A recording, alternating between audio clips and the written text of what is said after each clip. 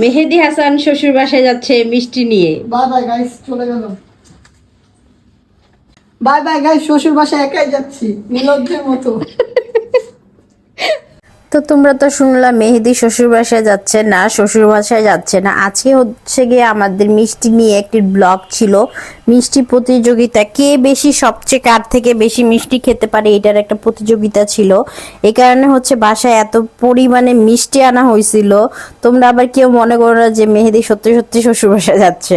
So এত পরিমাণে মিষ্টি, যেহেতু আমি মিষ্টি পছন্দ করি না, ওইখানে মিষ্টি খাওয়াটা আমার জন্য অনেক বেশি কষ্টের ব্যাপার। তোমরা তো মনে করো একটি ব্লগ 10 মিনিটসের ব্লগ আর 15 মিনিটের ব্লগ হয়তো বা এইভাবেই হয়ে যায়, বাট একটা ব্লগের পিছনে অনেক অনেক বেশি কষ্ট পরিশ্রম থাকে, সময়ের ব্যাপার স্যাপার থাকে। বাপের বসে এরকম আমি এত মিষ্টি খাই না কখনো একসাথে।